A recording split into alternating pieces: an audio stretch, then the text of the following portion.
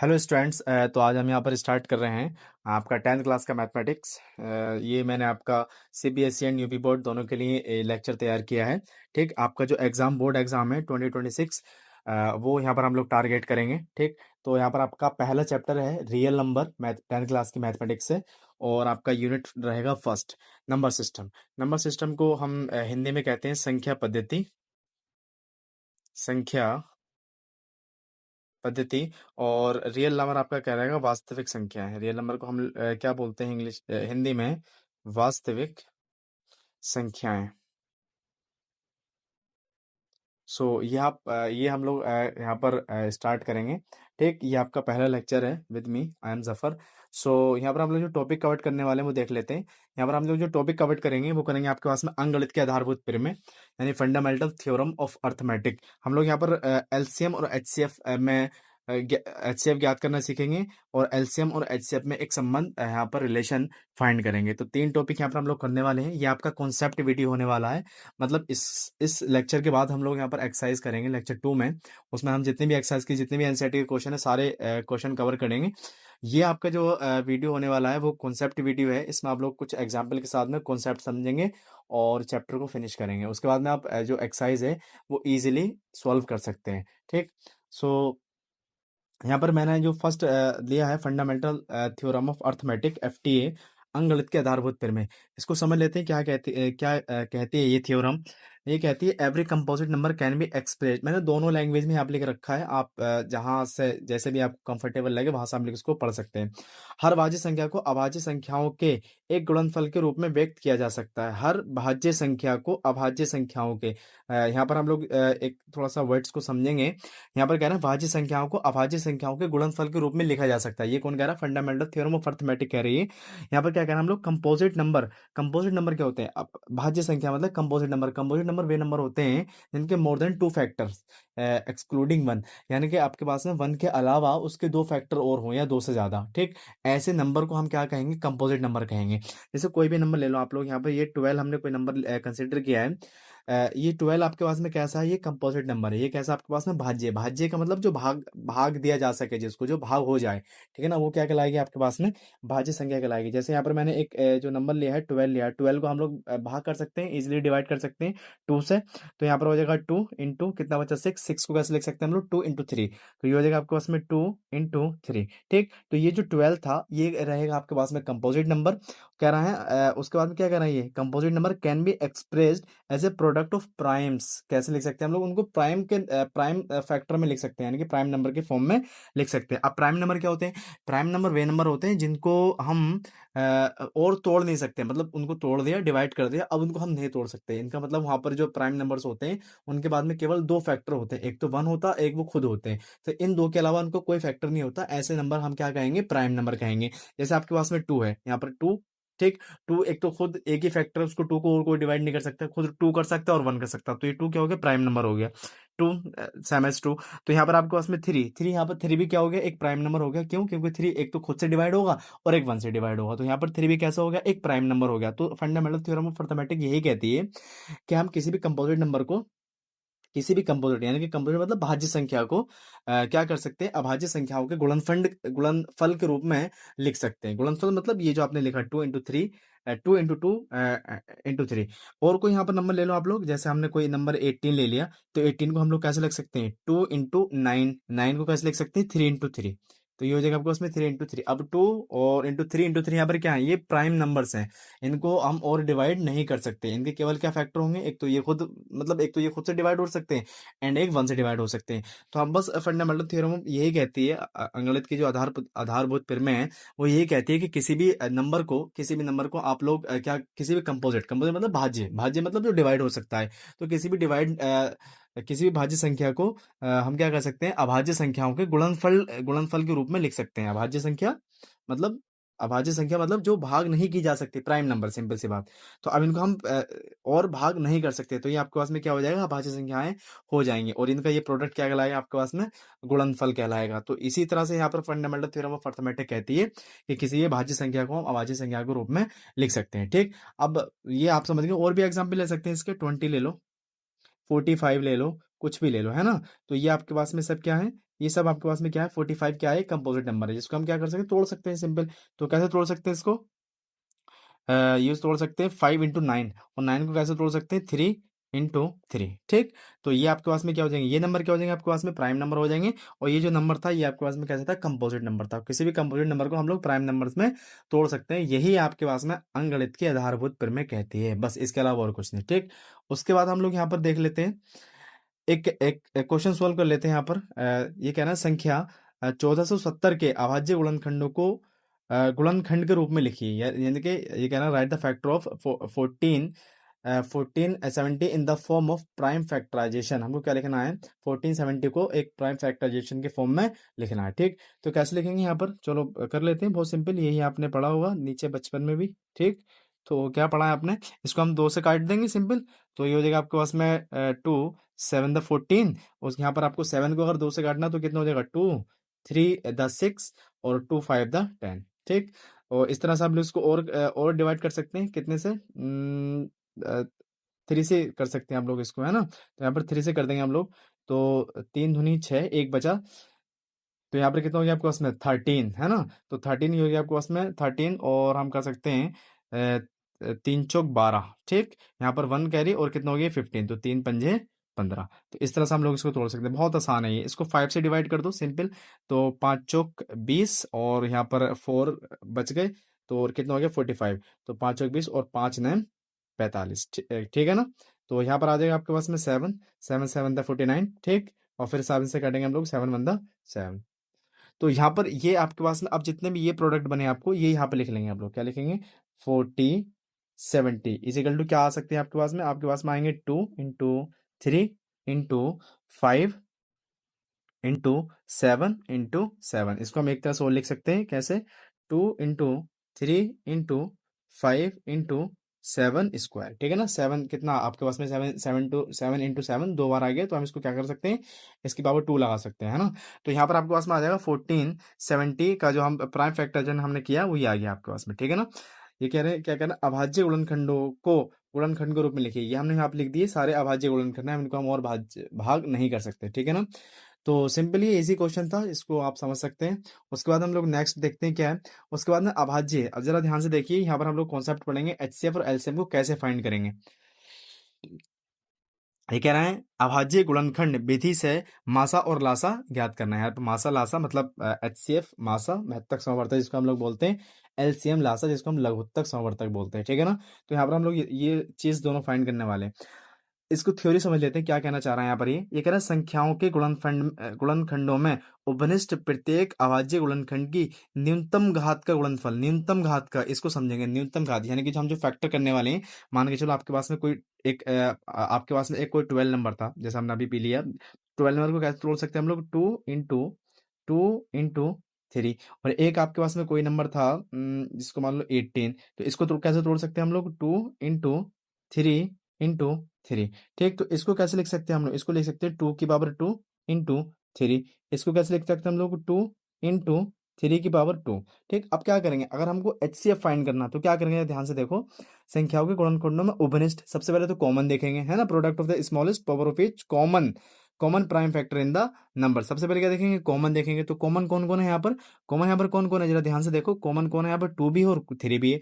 तो 3 का हमको क्या देखना है, 2 का, पहले 2 को देख लेते हैं। तो क्या करना है कि न्यूनतम घात को देखना है, 2 की किसको देखना है, न्यूनतम घात की। तो न्यूनतम घात किसकी, ये 1 है, तो यहाँ पर आ जाएगा आपके पास में 2 into, उसके बाद में क्या देखना है आपको, नेक्स्ट नंबर देखना है कॉमन। तो नेक्स्ट नंबर कॉमन क्या है, 3 है, लेकिन 3 की भी क्या देखनी है आपको, न्यूनतम घात, स्मॉलेस्ट पावर देखनी है, स्मॉलेस्ट घात देखनी है, ठीक है ना।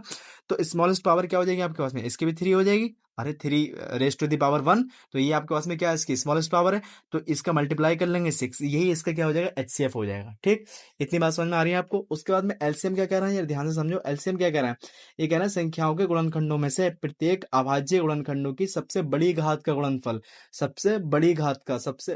तो यहाँ पर क्या करेंगे, सबसे बड़ी घात ले लेंगे, जरा ध्यान से देखो, अगर हम 12 को देखें तो 12 में सबसे बड़ी घात कौन सी है, 12 में सबसे बड़ी घात कौन सी है आपके पास में, अगर हम यहाँ पर क्या फाइंड करना है, एलसीएम तो यहाँ पर अगर 12 का फैक्टर देखें, उसमें सबसे बड़ी घात देखें, सबसे पहले कॉमन देखेंगे, तो कॉमन में यहाँ पर 2 है, यहाँ पर 2 है, तो यहाँ पर आपके पास में क्या है, 2 की सबसे बड़ी घात कितनी है, 2 रेज़ टू द पावर 2। उसके बाद में यहाँ पर देखेंगे हम लोग 3 कॉमन है, तो 3 में यहाँ पर सबसे बड़ी पावर किसकी है, 3 रेज़ टू द पावर 2, ठीक है ना। तो ये आपके पास में इसके ये कितना, ये आपके पास में क्या हो जाएगा, एलसीएम हो जाएगा, तो ये कितना हो गया 4 और ये कितना हो गया 9, तो 9 चौक 36, तो ये आपके पास में 36 इसका एलसीएम हो गया एंड 6 इसका एचसीएफ हो गया। तो ये हमारा क्या कॉन्सेप्ट था, एचसीएफ एंड एलसीएम का, ठीक है। तो नेक्स्ट हम लोग इसी के बेस पर एक क्वेश्चन ले लेते हैं, उसको सोल्व करते हैं, ठीक।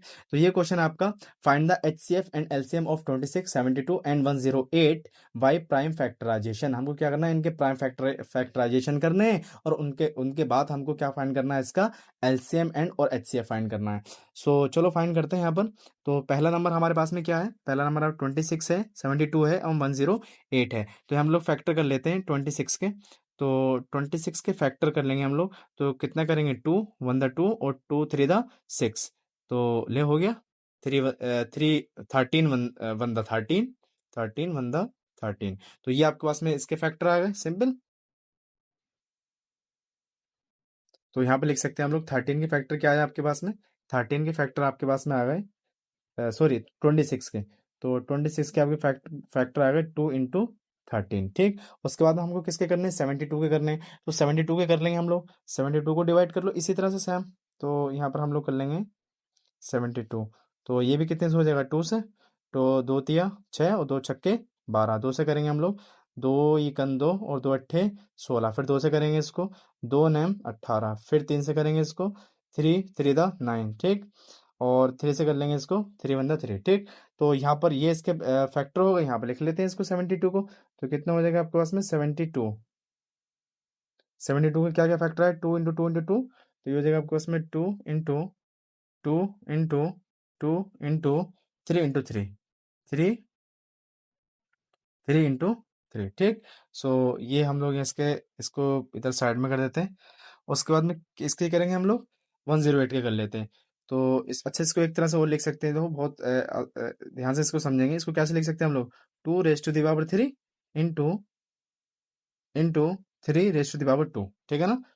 यहाँ 1 2 3, यहाँ पर 2 कितने फैक्टर हैं, 3 फैक्टर हैं, तो क्या हो जाएगा आपके पास में 2 raise to the power 3 into 3 raise to the power 2। उसके बाद हम कर लेते हैं 108 के, तो 108 के फैक्टर करेंगे आप लोग, तो कितना हो जाएगा आपको, उसमें 2 से कर लेंगे, तो 2 पंजे 10, 2 चौक 8, फिर 2 से कर लेंगे, दो ये हो जाएगा आपके पास में 2 दूनी 4 और 2 सत्ते 14, फिर 3 से कर लेंगे आपके पास 3 नैम 27, फिर 3 से कर लेंगे 3 तिया 9, फिर 3 से कर लेंगे 3 इकन 3, ठीक है ना, समझ में आ रहा है। तो ये हो जाएगा आपके पास में 3 इकन 3, तो 108 के फैक्टर हम यहाँ पे लिख सकते हैं, 108 के फैक्टर हम लोग लिख सकते हैं।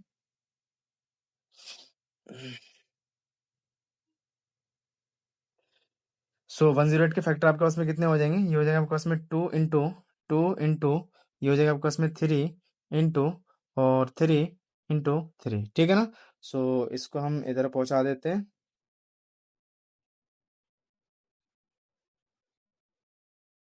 साइड में, तो ये इसके फैक्टर हो गए आपके पास में। इसको हम एक तरह से और लिख सकते हैं, कैसे लिख सकते हैं, 2 इंटू 2 इंटू 2 इंटू 3 इंटू 3 तो 3 इंटू 3, ये आपके पास में ये उसके फैक्टर होगा। हमको फाइंड क्या करना है, हमको फाइंड करना है एचसीएफ एंड एलसीएम। तो सबसे पहले हम लोग एलसीएम फाइंड कर लेते हैं, क्या फाइंड कर लेते हैं, एलसीएम फाइंड कर लेते हैं। सो इसको मैं थोड़ा छोटा कर देता हूँ इधर। तो हमको एलसीएम फाइंड करना है, तो हम लोग यहाँ पर एलसीएम फाइंड कर लेंगे। सबसे हम लोग को फाइंड करना है एलसीएम, ठीक है ना, क्या फाइंड करना है, एलसीएम। तो एलसीएम फाइंड करने के लिए हम लोग क्या करेंगे, सबसे पहले क्या देखेंगे, कॉमन एंड कॉमन की हाईएस्ट पावर देखेंगे। तो सबसे पहले कॉमन देख लो, देखो यहाँ पर 2 कॉमन है, यहाँ पर 2 कॉमन है, यहाँ पर 2 कॉमन है, ठीक है ना। और इसकी हाईएस्ट पावर कितनी है, हाईएस्ट पावर ये वाला है, तो ये वाला हाईएस्ट पावर है आपके पास में, तो क्या ले लेंगे यहाँ पर 2 रेज़ टू द पावर 3, ठीक। क्या ले लेंगे आप लोग 2 raise to the power 3 into, उसके बाद क्या करेंगे, एलसीएम अगर फाइंड करेंगे तो एलसीएम में एक बार एक फिर सुन लो, एलसीएम में अगर हम फाइंड करेंगे तो एलसीएम में क्या करेंगे, सबसे पहले कॉमन देखेंगे और कॉमन में हाईएस्ट पावर देखेंगे। सबसे पहले कॉमन नंबर देखेंगे, फिर हाईएस्ट पावर देखेंगे।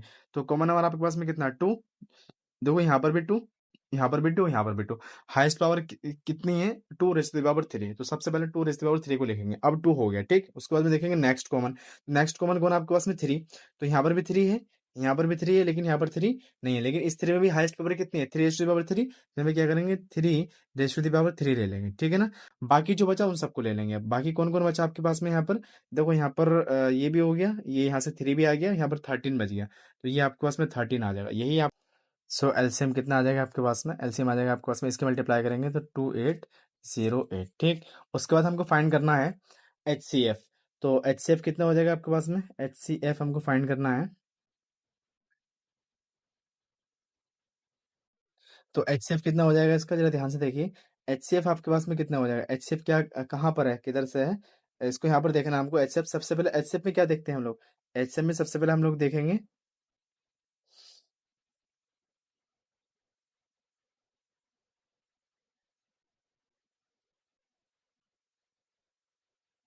एचसीएफ में सबसे पहले हम लोग देखेंगे यहाँ पर जो आपका कॉमन कॉमन फैक्टर है, कॉमन फैक्टर में उसके लोएस्ट पावर देखेंगे। तो सबसे पहले कॉमन फैक्टर देख लो, कॉमन फैक्टर कितना है, 2।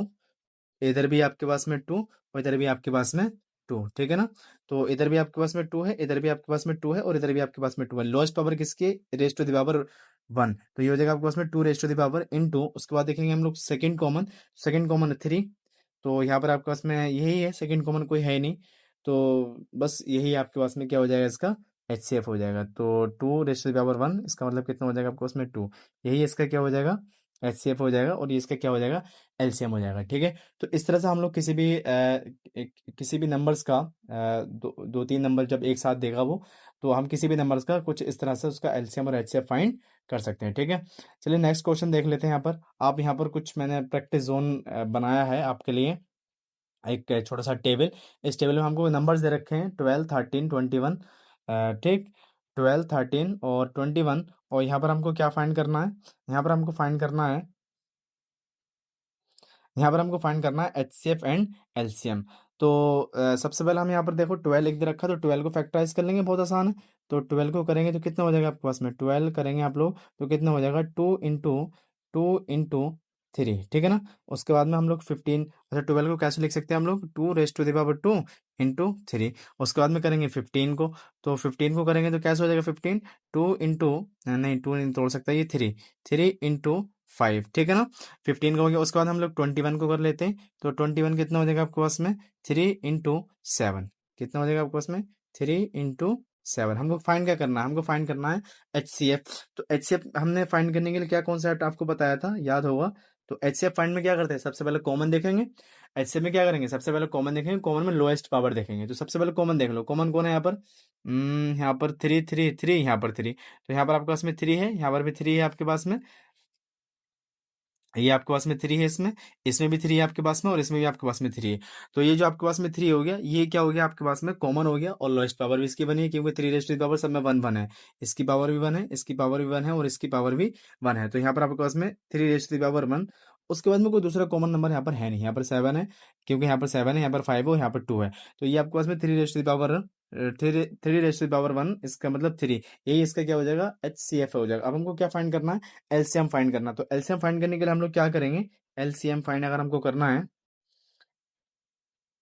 एलसीएम एलसीएम फाइंड करने के लिए क्या करेंगे, सबसे पहले कॉमन देखेंगे, और कॉमन में हाईएस्ट पावर देखेंगे, ठीक है ना। सबसे पहले हम लोग कॉमन देखेंगे और उसकी हाईएस्ट पावर देखेंगे। तो कॉमन कौन है, 3, 3, 3, और 3 की हाईएस्ट पावर कितनी है, 1। तो यहाँ पे कितना हो जाएगा आपके पास में, कितना हो जाएगा, 3 हो जाएगा, 3 raise to the power 1 into. उसके बाद में हम लोग कॉमन देखेंगे और उसके हाईएस्ट पावर देखेंगे। तो और कोई कॉमन यहाँ पर है नहीं, तो बाकी जो भी आपके पास में बचता है वो सब ले लेते हैं हम लोग। जैसे आपके पास में यहाँ पर 7 ले लेंगे, 5 ले लेंगे, और 2 रेज़ टू द पावर 2 ले लेंगे।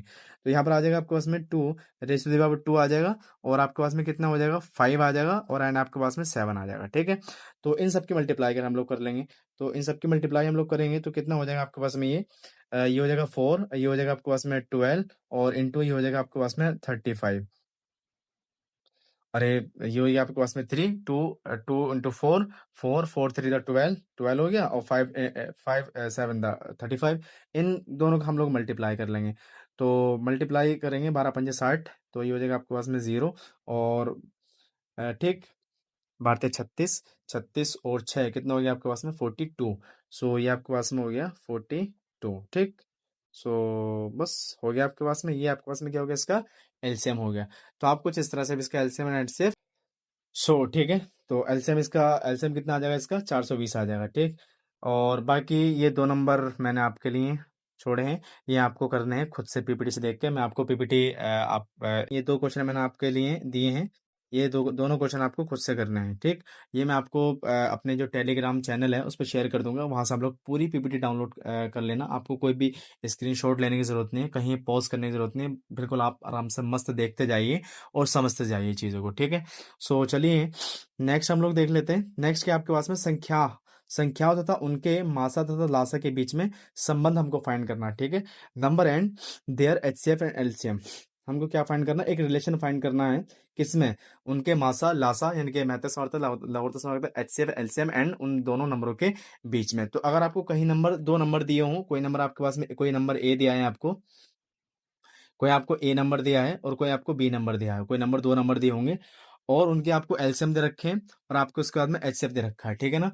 और उसके बाद में कोई पूछ लेगा आपसे कि आप इसका एलसीएम बताइए या एचसीएफ बताइए। मतलब कहने का मतलब ये एक फार्मूला है, एक रिलेशन है किसके बीच में? एलसीएम, एचसीएफ एंड 2 नंबर्स के बीच में जो आपको वहां पर गिवन होंगे, ठीक है? इसको अच्छे से समझेंगे। मान के चलो कोई भी 2 नंबर है आपके पास में, एक 12 नंबर दे दिया उसने, एक 18 दे दिया, ठीक है? उनका एलसीएम बता दिया, कोई एक्स एलसीएम होगा, ठीक है ना? उसका कोई वाई एचसीएफ होगा। तो आपको ये नंबर देगा देगा वो, उसके बाद में ये पूछ लेगा आपसे, ठीक है ना? तो ये हमको फाइंड करना है, ठीक?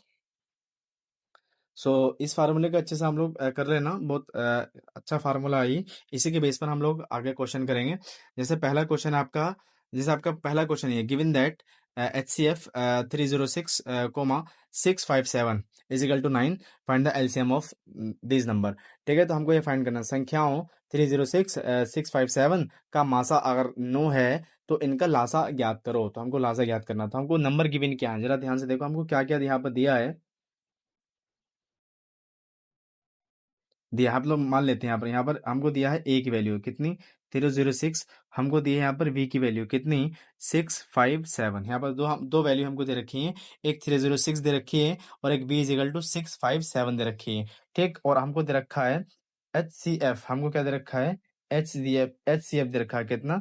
9। और हमको एलसीएम फाइंड करना है। तो एलसीएम कौन से वाले फार्मूले से फाइंड करेंगे हम लोग? इस वाले फार्मूले से फाइंड करेंगे, ठीक? देखो 2 नंबर दे दिए आपको और एक का आपको एचसीएफ दे दिया और हमको एलसीएम फाइंड करना। तो नंबर क्या दिया हमको? नंबर दिया ए इज इक्वल टू 306, कोई ए नंबर दे दिया हमको 306 और कोई हमको बी नंबर दे दिया कितना? 567। यही है ना? कितना आपके पास में? 657 कितना आपके पास में? बी इज इक्वल टू 657, यही है ना? 657, ठीक? और इनका एचसीएफ दे दिया आपको, क्या दे दिया? HCF is equal to 9। और आपसे क्या पूछा है? एलसीएम पूछा है। क्या पूछा है आपसे? एलसीएम। एलसीएम, तो एलसीएम हमको बताना है, ठीक है ना? क्या बताना है हमको? एलसीएम बताना। तो ये वाला फार्मूला हम लोग यूज कर लेंगे। क्या फार्मूला होगा आपके पास में? आपके बारे में फार्मूला होगा H C F into L C M is equal to A into B, ठीक है? इसी नंबर का एलसीएम, इस नंबर का एच सी एफ, उसी नंबर का एलसीएम और इंटू ए इंटू बी। तो इस तरह हम लोग यहाँ पर फाइंड कर सकते हैं, ठीक है ना? तो लगा दो यहाँ पर ये फार्मूला। तो ये फार्मूला लगा दें आप लोग यहाँ पर, तो ये हो जाएगा आपके पास में। इसको यहाँ पर कर लेते हैं हम लोग। तो फार्मूला क्या होता है आपके पास में? फार्मूला क्या रहेगा? फार्मूला रहेगा आपके पास में H C F into into L C M, L C M is equal to, ये हो जाएगा आपके पास में ए इंटू बी।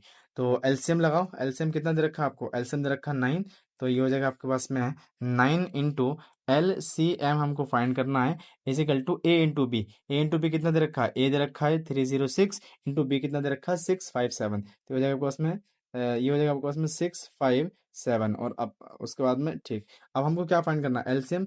तो एलसीएम हमको फाइंड करना, तो 9 को इधर लेके आएंगे हम लोग। इधर 9 क्या कर रहा है? मल्टीप्लाई कर रहा है किसके साथ में? एलसीएम के साथ में। जब इधर मल्टीप्लाई करेगा, जब उसको उधर लेके जाएंगे बराबर के, तो ये इधर क्या करेगा? डिवाइड करेगा।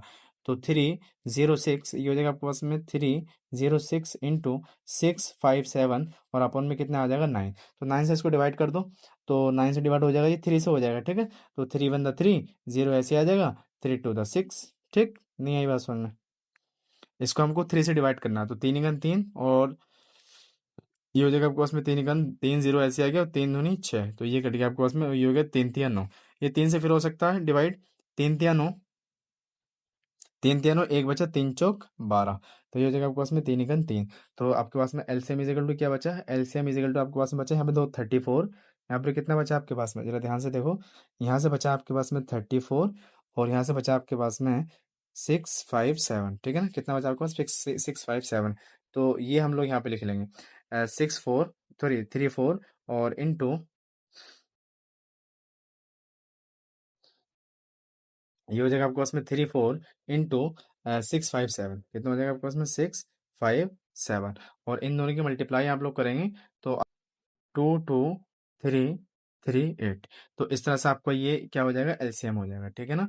ये आपके पास में क्या हो जाएगा, एलसीएम हो जाएगा, और ये एचसीएफ आपको दे रखा था। तो इस तरह से हम लोग क्या कर सकते हैं, फार्मूले की हेल्प से, अगर दो नंबर का एलसीएम दे रखा है, एचसीएफ दे रखा है, तो एलसीएम फाइंड कर सकते हैं, और वो दो नंबर दिए होंगे, ठीक है ना। सो ये आसान क्वेश्चन था, फार्मूला बेस था। ये आपके पास में एक मैंने प्रैक्टिस जोन एक और बनाया है इसी फार्मूले के बेस पर। तो ठीक है ना, फार्मूला आपको याद रहेगा। फार्मूला क्या है आपके पास में, फार्मूला आपके पास में H C F into L C M is equal to A into B, ठीक है ना। फार्मूला आपके पास में ये रहेगा, H C F into LCM is equal to A into B, simple formula, ठीक है। H C F into LCM is equal to A into B, ठीक। तो ये हमको फार्मूला याद करना है। अब जरा ध्यान से देखो, इसको कैसे करेंगे हम लोग सॉल्व। देखो यहाँ पर इस डॉट से हमको, ये जो आपके पास में डैश लगा रखा है, इससे कोई मतलब नहीं है हमको। हमको मतलब है इन वाले, ये जो क्वेश्चन मार्क दे रखे हैं, ये हमको वैल्यू फाइंड करनी है, ये वैल्यू हमको फाइंड करनी है, ठीक है ना। तो हमको ये वैल्यू फाइंड करनी है। तो देखो पहला इसमें देखो, ए यहाँ पर कुछ नहीं दे रखा है, बी कुछ नहीं दे रखा, हमको प्रोडक्ट दे रखा है ए इंटू बी का, कितना दे रखा है 36, मतलब ये वैल्यू दे रखी है। क्या दे रखा है हमको पहले पॉइंट में, अगर हम पहले पॉइंट की बात करें, इसको हम लोग लेते हैं फर्स्ट कंडीशन, ये हो जाएगा आपके पास में सेकंड, और ये हो जाएगा आपके पास में थर्ड। तो पहली कंडीशन में हमको क्या दे रखा है, ए इंटू बी, क्या यहाँ पे लिख लेंगे हम लोग, दिया है क्या दिया है, A into B is equal to कितना दिया है, 3600, ठीक। एच सी एफ दे रखा है, क्या दे रखा है, एच सी एफ, क्या दे रखा है आपको, H C F is equal to कितना दे रखा है, एच सी एफ कितना दे रखा है आपको 12। तो यहाँ से आपके पास में एच सी एफ कितना आ जाएगा, 12 आ जाएगा, ठीक है ना। तो एच सी एफ कितना आ जाएगा आपके पास में, 12 आ जाएगा। तो ये आ जाएगा आपके पास में 12। अब क्या करना है हमको, हाँ एलसीएम फाइंड करना, तो एलसीएम फाइंड करना, तो इसके इस वाले फार्मूले से कर देंगे हम लोग सॉल्व इसको। तो क्या हो जाएगा आपके पास में, ये हो जाएगा आपके पास में एच सी एफ, ये हो जाएगा आपके पास में H C F into L C M is equal to A into B, ठीक। तो एच सी एफ हमको दे रखा है, कितना दे रखा है 12 इंटू एल सी एम हमको फाइंड करना है, और ए इंटू बी दे रखा है, ए इंटू बी कितना दे रखा है आपके पास में 3600। तो एलसीएम फाइंड करेंगे, तो एलसीएम इजिकल टू क्या, 12 को उधर लेके जाएंगे, सिंपल सी बात है। तो इधर 12 क्या कर रहा है, मल्टीप्लाई कर रहा है, उधर क्या करेगा आपके पास में, डिवाइड करेगा। तो कितना हो जाएगा 3600 और अपॉन 12। तो ये हो जाएगा आपके पास में 12 से काट देंगे आप लोग, 12 तिया 36, तो 00 ये आ जाएगा आपके पास में। तो यहाँ पे कितना बचा आपके आपके पास में 300। तो L C M is equal to कितना हो गया आपके पास में 300, ठीक है ना। एलसीएम कितना हो गया आपके पास में 300। तो ये एलसीएम हमने फर्स्ट पॉइंट के लिए फाइंड कर दिया। तो यहाँ पर कितना आ जाएगा, यहाँ पर आ जाएगा आपके पास में 300, ठीक है ना। 300 सॉल्व हो गया। उसके बाद में सेकंड वाला करना है हमको। सेकंड वाला क्या दे रखा है, ए बी दे रखा है, और आपको एचसीएफ दे रखा है, एलसीएम, इससे भी एलसीएम फाइंड करना है। लेकिन यहाँ पर आप क्या दे रखा है, ए इंटू बी अलग अलग दे रखा है। तो यहाँ पर हम लोग देख लेंगे, ए इंटू बी क्या दे रखा है, अलग अलग दे रखा है। सेकंड पॉइंट में हमको क्या दे रखा है, ए अलग दे रखा है, और बी अलग दे रखा है। तो ए कितना दे रखा है यहाँ पर 35, बी 45। तो ये हो जाएगा आपके पास में ए 35 और बी कितना दे रखा है 45, ठीक। और हमको क्या दे रखा है यहाँ पर सेकंड पॉइंट में, एच सी एफ दे रखा है, क्या दे रखा है एच सी एफ, और हमको क्या दे रखा है एच सी एफ, कितना, एच सी एफ कितना दे रखा है 5। तो 5, ठीक। अब हमको क्या फाइंड करना है, एलसीएम फाइंड करना है, क्या फाइंड करना है एलसीएम, ठीक है। तो सिंपल सा फार्मूला लगाएंगे, वही जो हमने अभी पढ़ा है। क्या पढ़ा है आपने, H C F into L C M is equal to A into B, ठीक है ना। तो एच सी एफ कितना दे रखा है 5 इंटू एल सी एम हमको फाइंड करना है। ए इंटू की वैल्यू कितनी है, ए की वैल्यू है आपके पास में 35, और इंटू 35, और इंटू बी की वैल्यू कितनी है आपके पास में 45। तो कितना हो जाएगा आपके पास में LCM is equal to 35 into 45, ये आपके पास मल्टीप्लाई, ये 5 इधर क्या कर रहा है मल्टीप्लाई कर रहा है, उधर क्या करेगा डिवाइड करेगा। तो ये हो जाएगा आपके पास में 35 इंटू 45 और अपॉन 5, तो 5 9 45, ठीक है ना। तो L C M is equal to कितना बचा आपके पास में 35 इंटू 9। तो 35 इंटू आपके पास में, नेक्स्ट है आपके पास में, नेक्स्ट ये आप खुद करना है, ये आपके लिए मैंने छोड़ा है, ठीक है, ये आपको करना है, ठीक, इसमें ये वाला आपको किसको, ये वाला आपको करना है, ठीक है ना, ये वाला आपको करना है, ये आपके लिए है। तो ये थर्ड वाला आप करके लेके आएंगे, ठीक। And thank you so much. उसके बाद हम लोग यहाँ पर उसके बाद हम लोग यहाँ पर ये लेक्चर आपका कंप्लीट हो गया, कॉन्सेप्ट वीडियो था। इसको बहुत अच्छे से एक बार रिवाइज कर लेंगे, कोई चीज़ अगर कोई कॉन्सेप्ट समझ में नहीं आया उसको दोबारा देख लेंगे, ठीक है। और उसके बाद हम लोग यहाँ पर एक्सरसाइज करेंगे 1.1, वो हम करेंगे नेक्स्ट वीडियो में, ठीक है। Thank you so much. और आपको अगर इसमें कुछ भी मिसिंग लगता है तो आप प्लीज़ कमेंट बॉक्स में जाके हमको बता दें, हम उसको इम्प्रूव करेंगे, ठीक है। ठीक है, थैंक यू सो मच, मिलते हैं नेक्स्ट वीडियो में।